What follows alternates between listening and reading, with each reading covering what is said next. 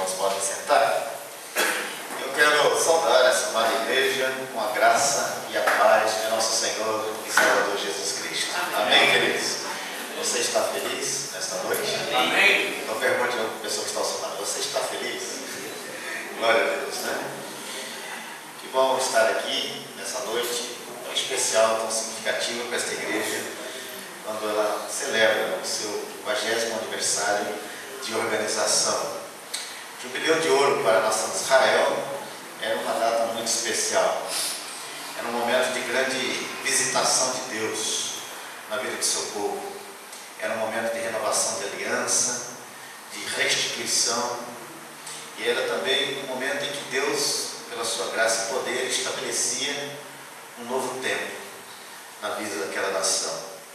E a nossa oração e o nosso desejo é que o Jubileu de Ouro para a IEC de Vila Floresta seja, na verdade, um tempo de grande visitação de Deus nesse lugar. Amém. Seja de fato um tempo onde os irmãos tenham a oportunidade, o privilégio de renovar a sua aliança com Deus, Amém. renovar a sua aliança com a igreja, a sua aliança uns com os outros. Que seja um tempo de vitórias, de conquistas, de realizações, de restituição. Que seja um tempo em que o Senhor, pela sua graça e poder, esteja estabelecendo um novo momento na vida desta igreja, em nome de Jesus, e para a glória do seu santo nome. Então, parabéns, IEC de Vila Floresta, pelo seu 50º aniversário. Eu agradeço ao pastor Genil pelo convite, a oportunidade de estar aqui. Eu louvo a Deus pela vida desta igreja, e porque com certeza, ao longo desses anos, Deus tem honrado o trabalho das mãos dos irmãos, e a palavra de Deus tem se cumprido a cada dia na vida desta igreja para o louvor da glória de Deus. A palavra de Deus diz que os que com lágrimas semeiam, com júbilo ceifarão. E que quem sai andando e chorando enquanto semeia, voltará com júbilo trazendo os seus peixes. Então esta igreja está colhendo os grandes peixes, todo o seu trabalho, todo o seu investimento, toda a sua dedicação. E nós louvamos ao Senhor por isso, porque grandes coisas o Senhor tem feito por esta igreja, por isso estamos alegres.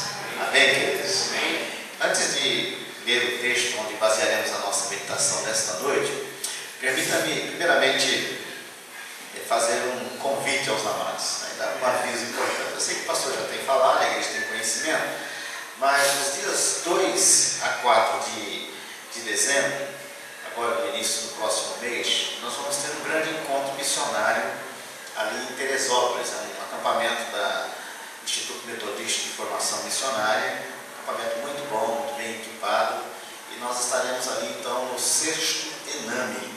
Vai ser um encontro do povo congregacional para falar sobre missões, ouvir sobre missões, aprender sobre missões. Recebemos também ferramentas importantes visando o crescimento do reino de Deus e o crescimento também da união das igrejas evangélicas congregacionais do Brasil.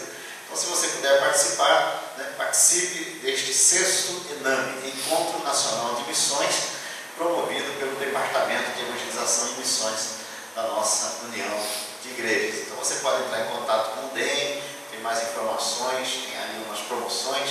O valor do encontro é R$250, mas se não for um grupo de 10, vai haver abatimento, descontos, cortesias. Então, entre em contato com o DEM, se a igreja puder até enviar 1, 2 ou 3 representantes, é muito bom, porque os irmãos que estiverem no encontro, quando retornarem, poderão compartilhar com o restante da igreja tudo aquilo que ouviram e aprenderam ali, para que, de fato, de verdade, nesse tempo de Deus, nessa nossa geração, estejamos plantando unidade e colhendo crescimento para o louvor da glória de Deus.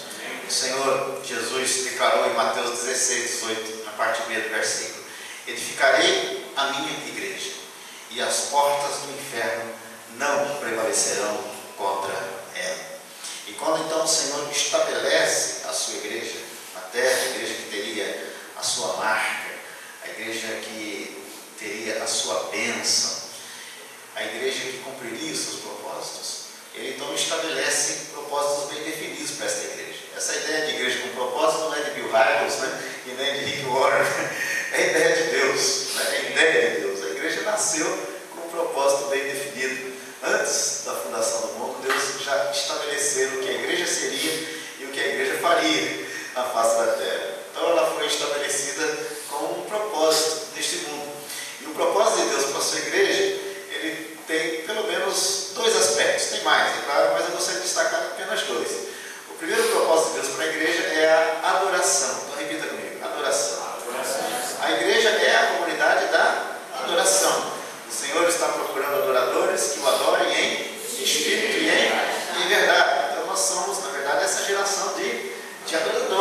estabelecidos pelo Senhor nesse mundo para adorar e glorificar o seu nome em todo o tempo e em todos os lugares. Então, o primeiro propósito da igreja é a adoração.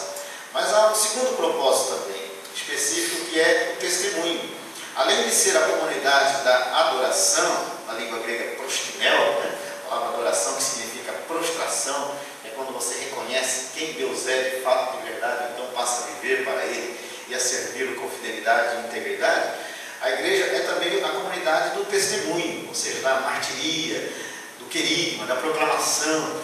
A palavra de Deus nos ensina isso, que nós fomos estabelecidos para testemunhar da sua graça entre todos os povos, raças, línguas e nações.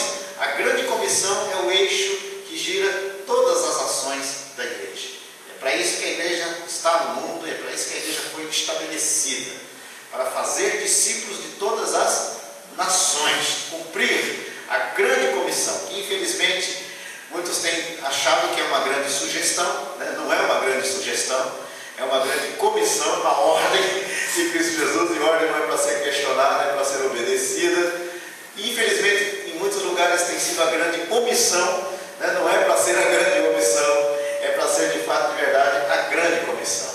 E foi por isso que a igreja então foi revestida do dinamis, do poder do Espírito Santo. Atos 1:8 diz: mas recebereis poder ao descer sobre vós o Espírito Santo, e sereis minhas testemunhas, tanto em Jerusalém, como Judéia e Samaria, e até os confins da terra. Então a igreja é a comunidade da adoração, mas a igreja também é a comunidade do testemunho, que foi implantada nessa terra com uma missão a cumprir, de anunciar a salvação de Deus e tornar o seu nome conhecido e glorificado entre todos os povos, raças, línguas e nações. E por isso que Deus deu para a nossa denominação, nesses últimos tempos, um grande presente, além de ser um grande desafio, que é o Projeto Colheita. Quantos aqui podem falar o lema do Projeto Colheita? Não, o pastor não vai. Qual é o lema do Projeto Colheita, amados? Começou em 2008, hein? Se os irmãos não sabem nem o lema, eu não vou nem pregar, mas vou descer. Brincadeira, né? Plantando unidade, colhendo crescimento. Vamos repetir? Plantando unidade, colhendo crescimento. Está ali o homem que Deus usou para que o Projeto Colheita começasse a acontecer na denominação. Pastor Nelson Valentim. Aquela provocação espiritual do boletim que ele escreveu na igreja de Niterói, e depois então compartilhou numa Assembleia Geral o decréscimo da denominação nesses últimos anos. Isso nos impactou, nos assustou, nos desarticulou e nos encorajou a partirmos para o enfrentamento de toda essa situação, para mudar essa realidade para o louvor da glória de Deus. Então surgiu o Projeto Colheita, plantando unidade para que possamos colher crescimento. O grande problema da denominação não é o crescimento, é a unidade. Nós estávamos até conversando sobre isso, Precisamos estar mais unidos, se é que de fato, de verdade, nós desejamos crescer, ter o crescimento que Deus tem preparado para nós, esta grande colheita que nós almejamos na nossa geração, em nosso tempo, para o louvor da glória de Deus. Então o Projeto Colheita é uma visão de Deus para nós. Ele nos estabeleceu com um propósito, mas nos deu também uma visão. Então repita comigo, uma visão. É uma visão de Deus para esse tempo, para a nossa denominação.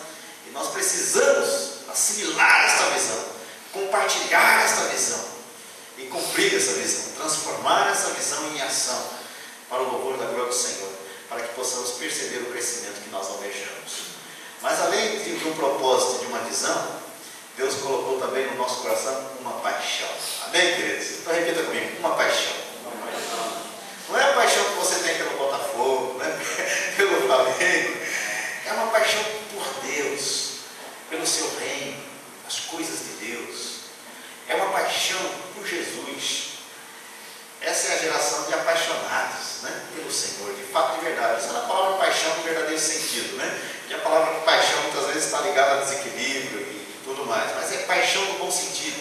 Esse ardor, essa chama que queima no nosso coração pelo Senhor, pela sua palavra, pelo seu reino, pela obra da evangelização, as almas que estão se perdendo nesse mundo sem o conhecimento de Jesus. Milhões de pessoas que precisam ouvir a mensagem de salvação. É o que dá sentido ao púlpito, é o que dá sentido à ministração do louvor, é o que dá sentido a tudo aquilo que venhamos a fazer no reino de Deus. Tem que haver paixão no nosso coração. Se o seu coração não está queimando pelo Senhor, o seu louvor vai ser fraco, a sua pregação vai ser fraca, o seu testemunho vai ser fraco, a sua vida cristã vai ser fraca. Então nós precisamos dobrar os nossos joelhos e clamar ao Senhor constantemente: Senhor, renova essa paixão no meu coração a cada dia, em nome de Jesus. Senhor, coloca essa inquietação no meu coração pela realidade do mundo, pelas necessidades do mundo. Se a situação dos adolescentes que estão se perdendo nas drogas, na prostituição, sem o conhecimento de Jesus, não incomoda você, dos jovens e tantas pessoas perambulando por aí, aflitas, exaustas, como ovelhas que não têm pastor, se isso não incomoda você, não perturba você, não mexe com você, você precisa clamar para que o Senhor renove essa paixão no seu coração a cada dia, para que de fato, de verdade, você possa transformar a visão em ação e possa então cumprir de fato e de verdade os propósitos que Deus estabeleceu para a sua igreja, que Deus estabeleceu para você nessa terra, para o louvor da glória de Deus. A paixão é o combustível que alimenta a visão e o propósito. Então repita comigo: a paixão é o combustível que alimenta a visão e o propósito. Amém, amados? Acho que agora eu posso pregar. Então abra a sua Bíblia, um texto bastante conhecido de todos nós, Isaías capítulo 6. Deus me deu essa palavra, ministrou primeiramente ao meu coração, e eu tenho compartilhado, já compartilhei com a minha igreja, já compartilhei também em outros lugares onde Deus mandou compartilhar. Eu gostaria então de repartir, compartilhar o que o Senhor me ensinou nesse texto com essa igreja nessa noite que celebra o seu aniversário, o seu jubileu de ouro, 50 anos de organização desta igreja. É muito tempo, amados. Não é verdade, queridos? É muito tempo. Mas nós louvamos porque ao longo desse tempo, na história dessa igreja, o Senhor tem abençoado, tem derramado da sua graça. E essa igreja tem prevalecido contra as portas do inferno, para o louvor da glória de Deus. Amém. Vamos ficar em pé e vamos então ler esse texto. Isaías, livro do profeta Isaías, no capítulo 6. Nós vamos ler de 1 a 8. Isaías 6, de 1 a 8. Eu pretendo não demorar muito, eu sei que a hora já está avançada, mas eu quero repartir rapidamente algumas lições que aprendemos aqui nesse texto. Eu vou ler os versículos ímpares e os irmãos vão ler os versículos pares, e assim a gente tem uma leitura bem participativa desse texto. Os versículos pares podem ser lidos em conjunto, tá bom? Então toda a congregação em conjunto vai estar lendo alternadamente. No ano da morte do rei Uzias, eu vi o Senhor assentado sobre um alto e sublime trono, e as abas de suas vestes enchiam o templo. Serafins estavam acima dele, cada um tinha 6 asas, com 2 cobriam os rostos, com 2 cobriam os pés, com 2 voavam. E clamavam uns para os outros, dizendo: Santo, Santo, Santo é o Senhor dos exércitos, toda a terra está cheia da sua glória. As varas dos montes se moveram com a voz do clamar, e a casa se encheu de fumaça. Então disse eu: ai de mim, estou perdido, porque sou homem de lábios impuros, habito no meio de um povo de impuros lábios, e os meus olhos viram o Rei, o Senhor dos exércitos. Então o serafim voou para mim, trazendo na mão uma brasa viva, tirada a orar com uma tenaz. Com a brasa tocou a minha boca e disse: eis que ela tocou os teus lábios. O teu pecado, a tua iniquidade foi tirada e perdoado o teu pecado. Depois disso, ouvi a voz do Senhor que dizia: a quem enviarei e a quem há de ir por nós? Então disse eu: eis-me aqui, envia-me a mim. Amém, amados? Então diga a pessoa que está ao seu lado assim: esta palavra é para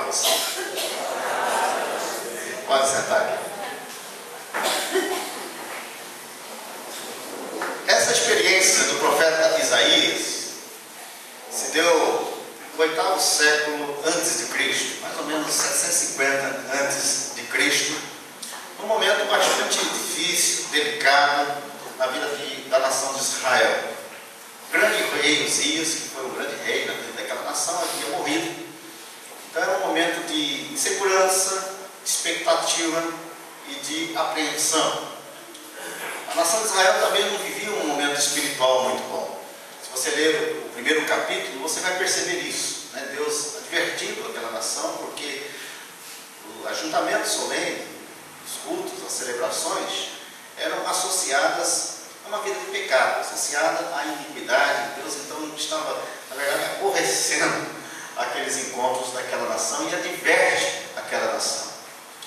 E é nesse tempo de dificuldade política, social e espiritual, ou seja, no momento de uma crise instalada, que Deus então levanta o seu profeta, o profeta Isaías, e mostra com clareza que desejava realizar uma grande obra através da vida dele. Esse era o propósito bem definido por Deus na vida de Isaías, transformá-lo num grande profeta. Se você analisar os capítulos anteriores, você vai perceber que Isaías, de certa forma, já exercia o ministério profético. Mas nesse encontro, nessa experiência que ele teve com o Senhor, a sua vida, a partir de então, nunca mais foi a mesma. O seu ministério também nunca mais foi o mesmo. O Senhor não apenas impactou o coração de Isaías nesse encontro, o Senhor transformou radicalmente a sua história, a sua vida e o seu ministério, dando um novo sentido. Obrigado, minha amada. Dando um novo sentido para a sua vida, dando um novo sentido para o seu ministério profético. E essa experiência de Isaías nos ensina lições muito ricas e muito importantes nesta noite. Porque, na verdade, amados, Deus mostra com clareza que antes de fazer uma grande obra através de Isaías, Ele queria fazer uma grande obra primeiramente no próprio Isaías. Porque não dá para fazer sem ser. Esse é o princípio de Deus. Há muitos hoje querendo fazer, realizar grandes coisas para Deus. Mas antes de realizar grandes coisas para Deus, nós precisamos aprender a conhecer a Deus, a sermos, de fato e de verdade, homens e mulheres de Deus. Ou seja, instrumentos que Ele, de fato e de verdade, possa usar conforme a sua vontade e para a glória do seu santo nome. É por isso e para isso que Deus atrai Isaías para não apenas o templo de Israel. Deus atrai Isaías para o seu altar. Então repita comigo: altar de Deus. Altar de Deus. Lá em Romanos capítulo 12, versos 1 e 2, Paulo diz: rogo-vos, pois, irmãos, pelas misericórdias de Deus, que apresenteis os vossos corpos por sacrifício vivo, santo e agradável a Deus, que é o vosso culto racional. Então, o culto inteligente, o culto racional, o culto espiritual implica numa vida totalmente depositada no altar de Deus como sacrifício vivo, santo e agradável a Ele. Aquele que tem uma vida depositada no altar cumpre o que está no versículo 2 do mesmo texto. Ele não se conforma com este século. Diz: não vos conformeis com este século, mas transformai-vos pela renovação da vossa mente, para que experimenteis qual seja a boa, agradável e perfeita vontade de Deus. E o altar de Deus, amados, nos ensina nesta noite pelo menos quatro lições fundamentais. Em primeiro lugar, o altar de Deus é um lugar de encontro. Então repita comigo: o altar de Deus é um lugar de encontro. De encontro com o próprio Deus. É onde Deus trata conosco, onde Deus mexe conosco, onde Deus nos desestrutura completamente com o objetivo de nos refazer, de nos restaurar. O altar de Deus é a casa do oleiro, onde nós oferecemos a nossa vida ao Senhor para que Ele nos quebre, nos amasse e nos refaça novamente com as suas próprias mãos, como lhe aprova, conforme a sua vontade e para a glória do seu nome, para que possamos ser realmente vasos de honra e vasos de bênção bênçãos em suas mãos para o louvor da sua glória. Então Deus atraiu Isaías para o seu altar, para que ele tivesse esse encontro com Deus que marcou a sua vida, marcou a sua história e transformou, mudou radicalmente o curso da sua vida e do seu ministério. A partir desse encontro, Isaías nunca mais foi o mesmo.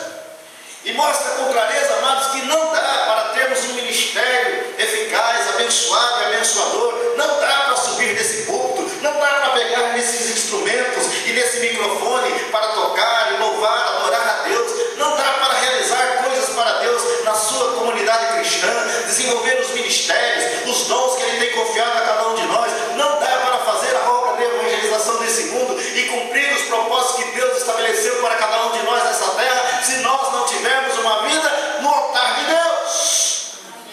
Porque o altar de Deus é o lugar onde nós nos encontramos constantemente com o Senhor, para adorá-lo, sim, mas para ouvir a sua voz, a sua ministração. É o lugar onde Deus trata do nosso caráter, é o lugar onde Deus cura as nossas feridas, é o lugar onde Deus nos visita mais uma vez com poder, com graça, com unção, transformando completamente a nossa vida, transformando a nossa história, para que Ele realmente possa nos usar conforme a sua vontade. É um lugar onde Deus nos reposiciona e nos redireciona. É um lugar para aqueles que precisam, de fato, de verdade, ouvir com clareza a voz de Deus e saber qual é, de fato, a vontade de Deus para a sua vida na face da terra, para que ele possa caminhar e viver no centro da vontade de Deus, porque é no centro da vontade de Deus que todo cristão precisa estar, porque ali é o melhor lugar para estarmos. E é exatamente isso que Isaías declara. Eu vi o Senhor assentado num alto e sublime trono. E nessa visão gloriosa, majestosa do próprio Deus, da glória de Deus, ele tenta então traduzir em palavras, no seu vocabulário pobre, limitado, aquela visão sobrenatural, gloriosa que ele tivera, da majestade de Deus, da santidade de Deus. E ele então passa a dizer: as abas de suas vestes enchiam o templo. Ele tem também a visão dos serafins, no versículo 2, serafins estavam por cima dele, cada um tinha 6 asas, com 2 cobriam o rosto, com 2 cobriam os seus pés, e esses serafins então clamavam uns para os outros diante do trono da glória de Deus: Santo, Santo, Santo é o Senhor dos exércitos, toda a terra está cheia da sua glória. E ele diz no verso 4: as bases do limiar se moveram,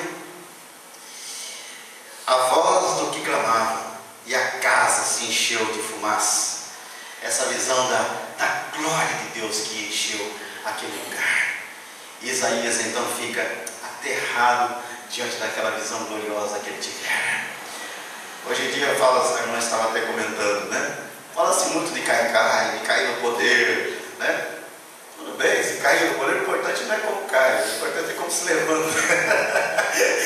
Se se levantar com um novo propósito, com uma nova visão, com mais compromisso com Deus, amém, então a experiência valeu.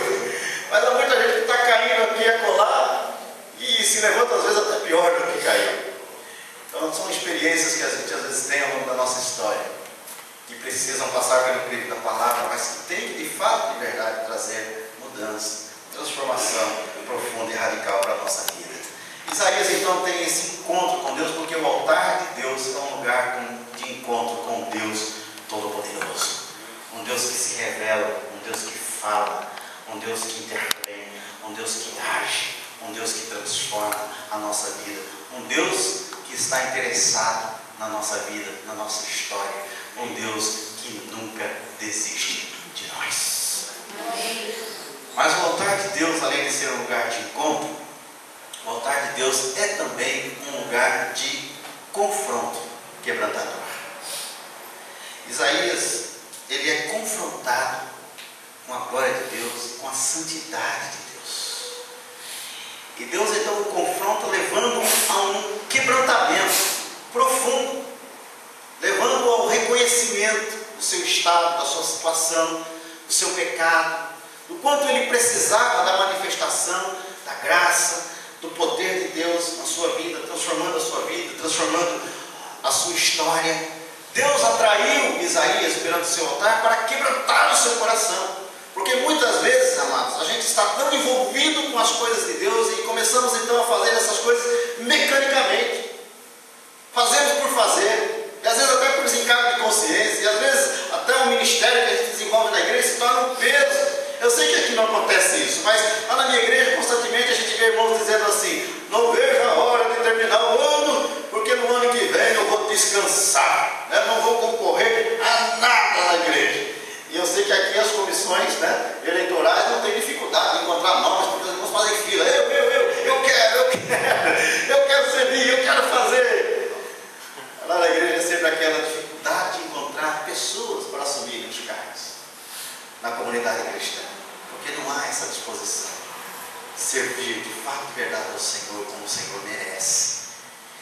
E então que o Senhor nos atrai perante o seu altar para quebrar o nosso orgulho, a nossa vaidade, para quebrantar o nosso coração e mostrar o quanto nós dependemos dEle. Sem Ele nada somos, sem Ele nada podemos fazer, e sem Deus nada feito.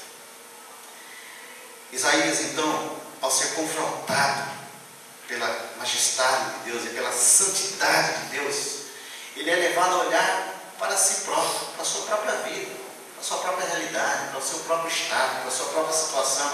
E ele declara então no versículo 5: ai de mim. Ele estava acostumado a pregar esses ais para os outros, para a nação.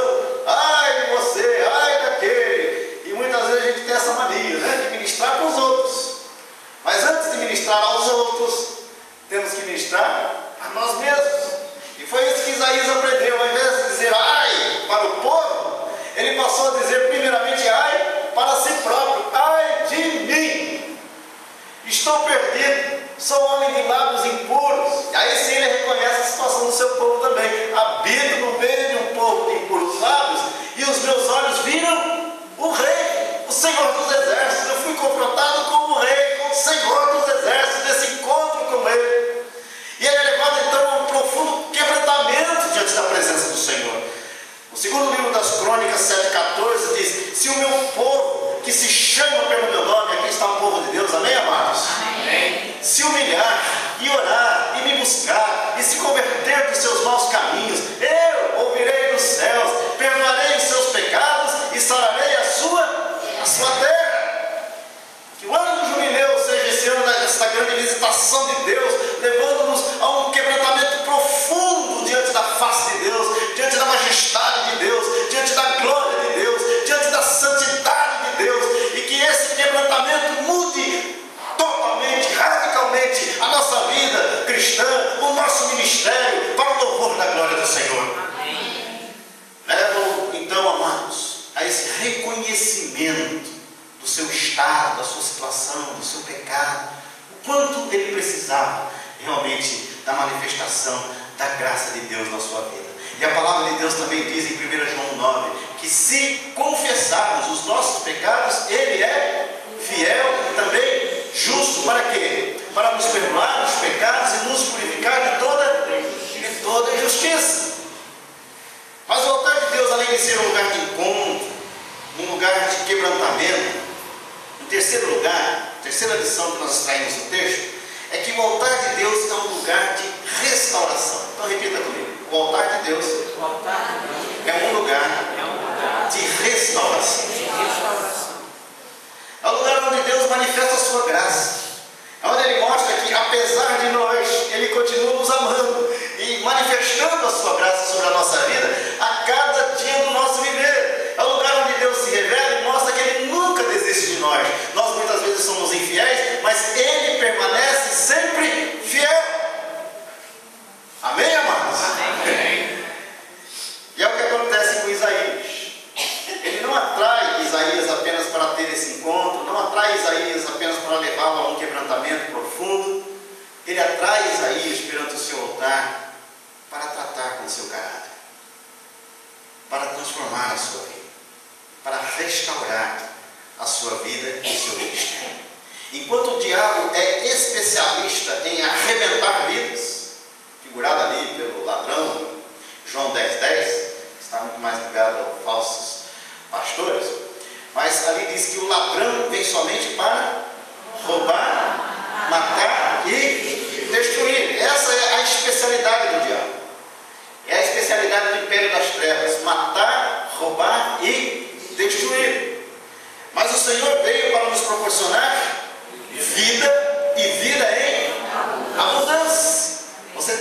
uma vida cristã abundante? Amém? Tem vivido? De fato, de verdade? Tem vivido uma vida cristã abundante? Então o Senhor nos atrai perante o seu altar para restaurar completamente a nossa vida. E o que Ele faz então com Isaías? Primeiramente, Ele remove a sua iniquidade. E em segundo lugar, perdoa o seu pecado. E a palavra de Deus nos ensina que na nova aliança, a remoção da nossa iniquidade, o perdão dos nossos pecados se dá através do sangue de Jesus que foi derramado na cruz do Calvário. O sangue de Jesus é poderoso para nos purificar de todo o pecado. Mas o altar de Deus não apenas restaura-nos numa situação de pecado. Às vezes nós nem estamos em pecado, mas estamos numa situação de crise, de dificuldade, de desânimo, que muitas vezes se aloja no nosso coração, por causa dos embates da vida, das adversidades, das lutas que enfrentamos, porque a palavra de Deus nos ensina com clareza que o fato de sermos cristãos não nos isenta, não nos torna imunes de enfrentarmos lutas, adversidades, tempestades terríveis na nossa caminhada, na nossa trajetória na face da terra. Jesus declarou lá em João 16:33 que no mundo nós teríamos aflições, mas que deveríamos ter domínio. Por quê? Porque Ele venceu o mundo por nós. E há muitos irmãos, por não compreenderem as adversidades da vida, o propósito de Deus para as situações que surgem no seu viver, muitas vezes desanimam na sua caminhada cristã. Nós temos encontrado irmãos frustrados, prostrados, desanimados e muitas vezes até revoltados com Deus. E geralmente quando ele está numa situação como essa, ele nunca olha para si próprio, encontrando-se como o maior culpado de toda essa situação. Geralmente ele acusa os outros, acusa o pastor, acusa a igreja, acusa todo mundo, mas nunca olha para dentro de si próprio e reconhece que ele é que precisa tomar uma posição diante do Senhor e se achegar perante o altar de Deus, para que possa ser de fato, de verdade, restaurado pelo poder e pela graça de Deus sobre a sua vida. É nesse momento, irmãos, Deus nos atrai perante o seu altar para mostrar que Ele está conosco sempre. O Salmo 40, verso 1, ensina uma verdade tremenda e maravilhosa. Diz que nós podemos esperar confiantemente.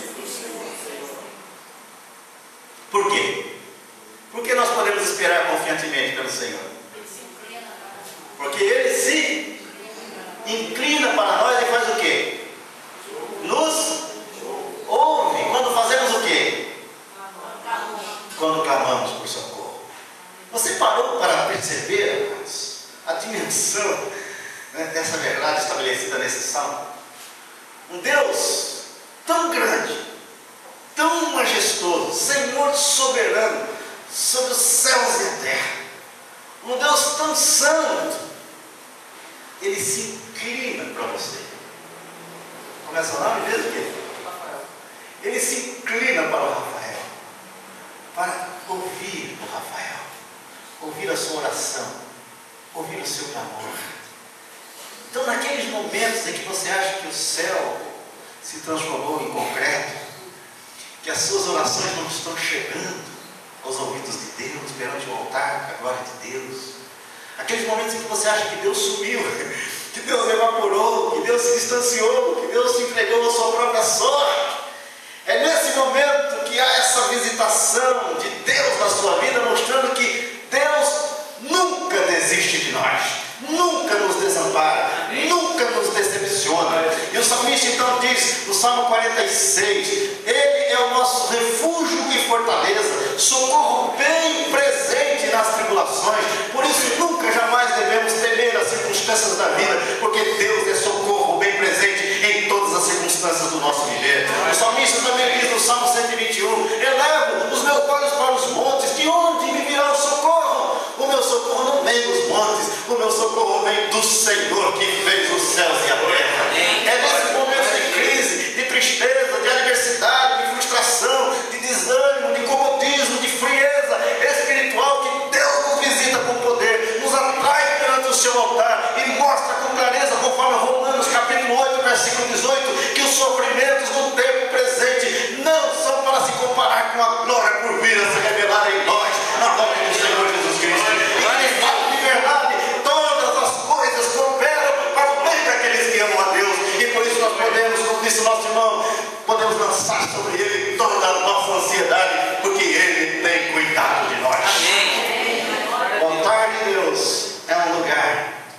restauração de Deus, de tratamento de Deus.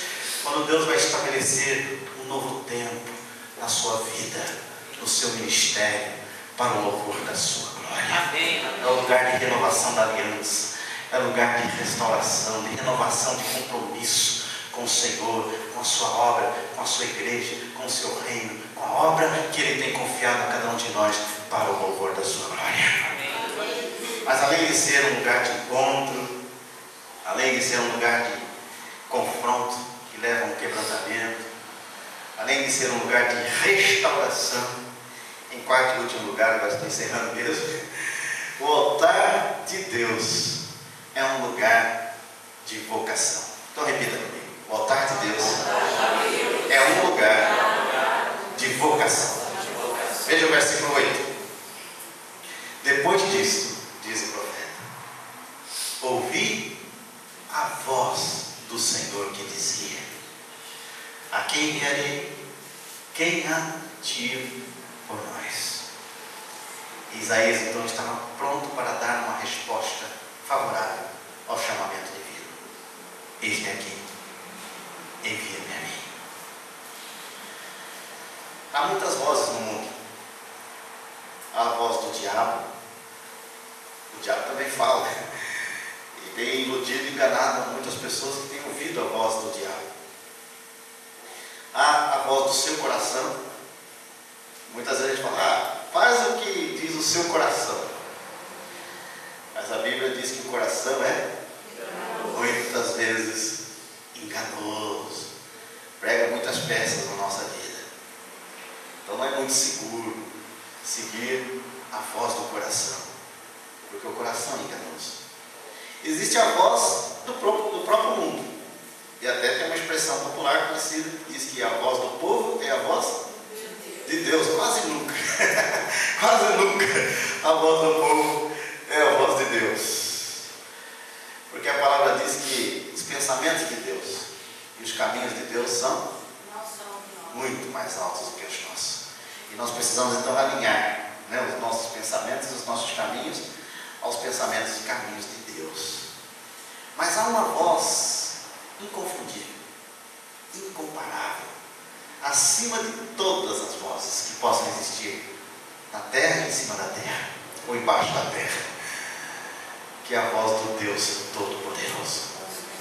E é essa voz que precisamos aprender a distinguir com clareza, com nitidez, para que possamos caminhar seguros nessa terra. Mas só temos condições de ouvirmos com clareza a voz de Deus de forma inconfundível se tivermos uma vida no altar de Deus. No altar de Deus. E Deus então atrai Isaías para o seu altar, para que ele pudesse ouvir a sua voz. E é o que Isaías diz: eu ouvi a voz de Deus e percebeu que quem estava falando com ele era o próprio Deus. A Trindade Santíssima se revelando aqui nesse texto ao profeta Isaías, e mostrando que desejava realizar uma obra, agora através da sua vida. Depois de fazer uma obra na sua própria vida, então agora Deus mostra que queria fazer uma obra através da sua vida. Queria usá-lo como um grande profeta, para que ele pudesse ser boca de Deus, porta-voz de Deus, com a autoridade de Deus, do próprio Deus, para dizer: assim diz o Senhor dos exércitos, o Deus Todo-Poderoso, que me enviou para ministrar essa palavra profética a essa nação, para que ela se arrependa, se converta dos seus pecados e se volte para o Senhor. O ministério de Isaías não foi fácil, é um ministério duro, difícil, mas o Senhor honrou o seu trabalho, honrou o seu ministério, porque ele percebeu e entendeu que quem o estava chamando para aquele ministério era o próprio Senhor, porque ouviu o Senhor. Isso, amados, então mostra que o altar de Deus é um lugar de vocação, de chamamento de Deus. É necessário que cada crente perceba, entenda que Deus o chamou para uma obra. isso que Ele investiu em você, libertando o império das trevas, transformando a sua vida, escrevendo seu nome no livro da vida, dando-lhe do seu Espírito Santo, inserindo você numa comunidade cristã. E ao longo desses anos Ele tem investido na sua história, na sua vida. Ele tem se manifestado a você e em você, burilando, tratando, modelando você como um vaso em suas mãos, para que Ele possa então realizar aquilo que Ele tem proposto no seu coração, na sua vida e através da sua vida. O altar de Deus é um lugar onde Deus nos chama, onde Deus renova o nosso chamado. Porque há muitos irmãos que por algum motivo desanimou da sua caminhada ministerial. E Ele então te atrai perante o seu altar para renovar, restaurar o seu ministério e mostrar que Deus não desistiu de você e que Ele ainda pode e Ele ainda quer realizar grandes coisas na sua vida, nesse tempo, nesta geração, para o louvor da sua glória. Isaías ouviu a voz de Deus, entendeu que Deus o estava chamando para o ministério, e ele então prontamente respondeu ao Senhor: eis-me aqui, envia-me a mim. Que resposta você tem dado ao Senhor diante do seu chamado? Essa igreja está completando 50 anos. Que contribuições você tem dado para o crescimento desta igreja, para a edificação desta igreja, para o desenvolvimento desta igreja? O ano de 2011 praticamente já foi embora. Estamos já no mês de novembro, quase no final do mês de novembro, quase entrando no mês de dezembro. O ano de 2011 praticamente acabou. Como foi a sua vida cristã durante esse ano? O que você realizou para Deus durante esse ano? Quantas vidas você de fato e verdade levou para Jesus, influenciou na sua família, na sua vizinhança, no seu trabalho, na escola, na faculdade, na universidade, na rua, no mercado, no ônibus, na van, na fila do banco, no campo de futebol?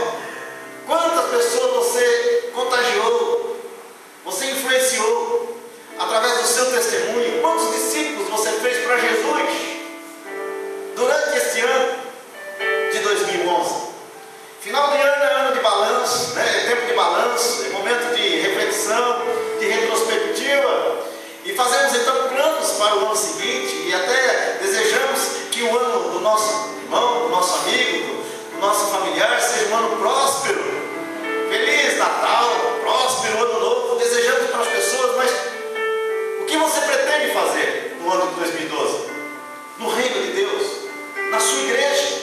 Que contribuição você pretende dar? Como vai ser o seu ministério? Como tem sido o seu ministério até então? E como será o seu ministério a partir de então?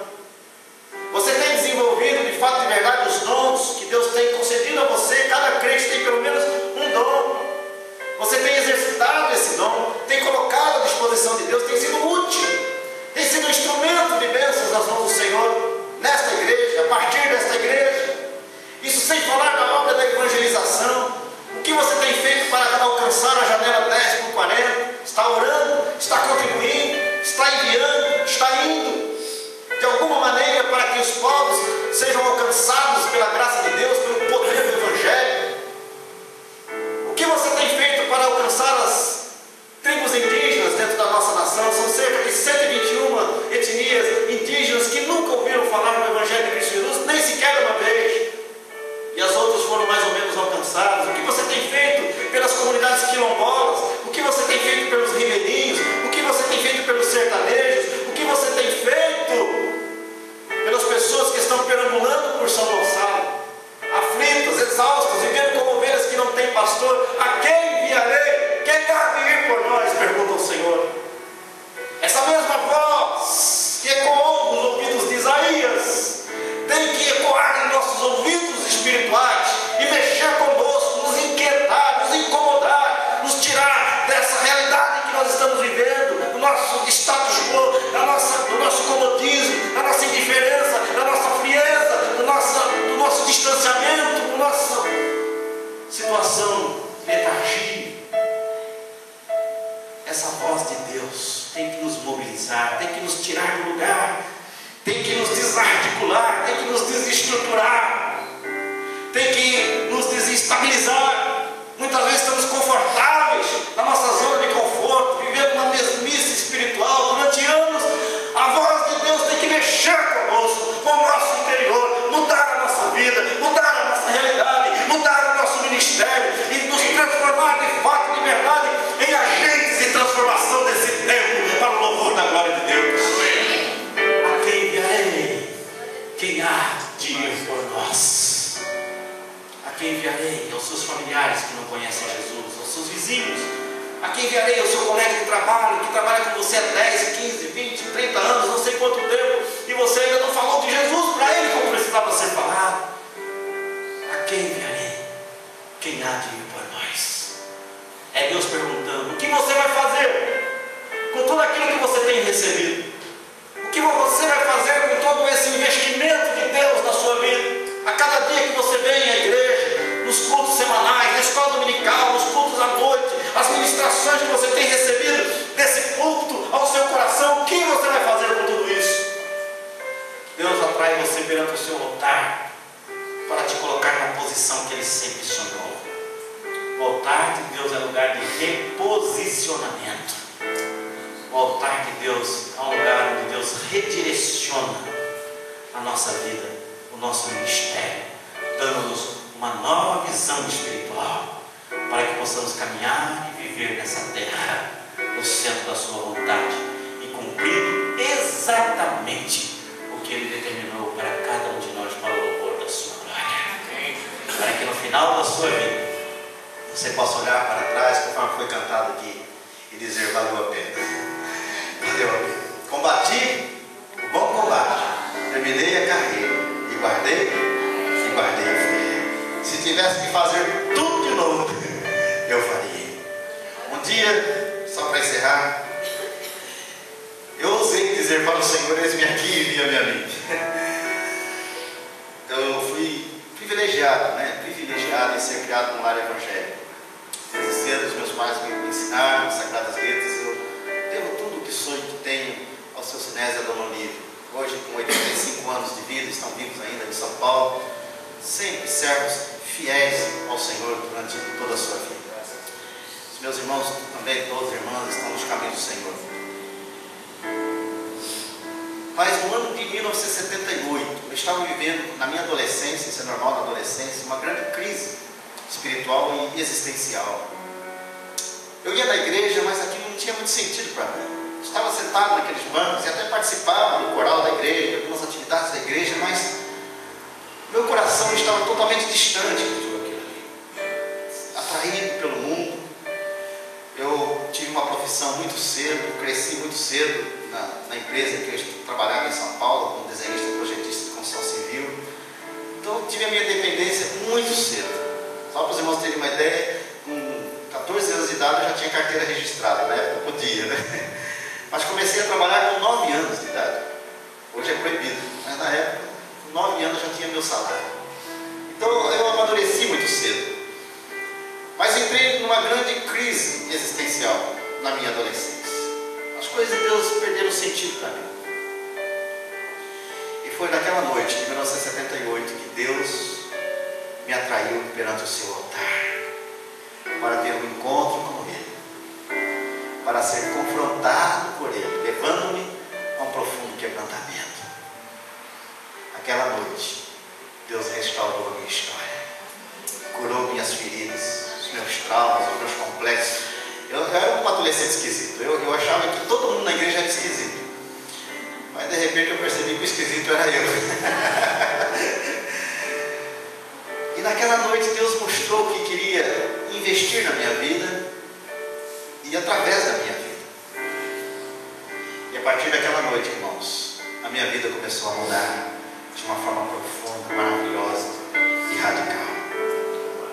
De repente comecei a participar de projetos missionários e foi num campo missionário no norte de Minas que eu fui chamado para o ministério. Em 83 eu estava aqui em Pedra de Guaratiba, nunca tinha pisado no Rio de Janeiro, era um paulista, que São Paulo era o meu mundo, na verdade, né? Já ia em alguns outros lugares, mas São Paulo era o meu mundo. Vim para o Rio de Janeiro de malicuia, como dizem, né? Para Pedra de Guaratiba, não conhecia Pedra de Guaratiba, só tinha ouvido falar. Vim para o seminário. para me preparar para poder atender o chamado de Deus. A minha vida mudou radicalmente. Fui para a África, fui missionário na África, missionário no Nordeste, brasileiro, e hoje estou servindo ao Senhor no Rio de Janeiro há 13 anos. E Deus nos colocou agora pela sua graça, né? Como eu estava dizendo aos irmãos, nunca almejei isso, nunca procurei isso. Ser presidente da nossa denominação, né, Deus? É uma consequência natural de um trabalho, né? E Deus, então, pela sua graça, vai nos colocando nas posições que Ele quer. É Ele quem coloca as pessoas certas nos lugares certos, pelas razões certas. Apenas para servir que nós estamos aqui, para cumprir o propósito de Deus. Porque um dia eu disse ao Senhor: eis-me aqui. Faça de mim aquilo que tu queres, Senhor.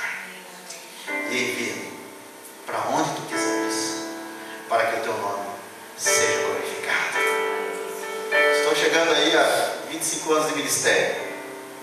Tem 24 anos de ministério, mais ou menos. E olhando para trás, depois de tudo que a gente viveu, as lutas que enfrentamos, vivemos num país comunista, guerra civil, a gente olha para trás e diz: valeu a pena. Valeu a pena. Faria tudo de novo se fosse necessário. E se Deus me der mais 25 anos, né, mais 30, não sei quantos anos ainda Ele vai me dar nessa terra, eu quero viver para o Senhor e servir durante toda a minha vida. Porque desde o momento em que eu abandonei aquela prancheta de desenho para servir ao Senhor, eu dediquei a minha vida integralmente ao Senhor. Depositei no seu altar para que Ele me use conforme a sua vontade para a glória do seu nome. Lutas, dificuldades, vontade de chutar o balde, o pau da barraca, muitas vezes surge em momentos de dificuldade e de crise na nossa vida. Oposições, incompreensões, quantas? Crises interiores, quantas surgiram? Mas em nenhum momento o Senhor desistiu de mim. Sabe por quê? A palavra de Deus diz que o Senhor guia os passos do homem bom, e no seu caminho se compraz. E diz mais: se cair, não ficará prostrado. Por quê? O Senhor o segura pela mão, o levanta, restaura, transforma e reposiciona, coloca na posição certa, na posição que Ele planejou, que Ele sonhou, para o louvor da sua glória. Só Deus e mais ninguém pode fazer isso com a nossa vida, com a nossa história, porque é Ele, somente Ele, que tem a última palavra sobre a minha vida e sobre a sua vida. O diabo pode falar muitas coisas, as pessoas podem falar muitas coisas a meu respeito e a seu respeito, mas quem tem a última palavra é o Senhor dos Exércitos, é o Deus Todo-Poderoso, que nunca desiste de nós. Amém, amados? Vamos ficar de pé, vamos orar. Junte-se a 3 pessoas, a mais 2 pessoas, forme grupos de 3 pessoas. Vamos encerrar esse momento orando uns pelos outros. Aproxime-se de alguém. Se você não sabe o nome, pergunte o nome. E você vai fazer uma oração específica pelo seu irmão, orando pela sua vida, orando para que Deus, nesta noite, restaure, renove, fortaleça, reacenda a chama da paixão no coração do seu irmão, da sua irmã, em nome do Senhor Jesus. Eu vou cantar um cântico enquanto eu estiver cantando. Eu não sou cantor, tá? Mas eu gostaria de cantar. E você pode então começar a orar e a ministrar sobre a vida do seu irmão em nome do Senhor Jesus.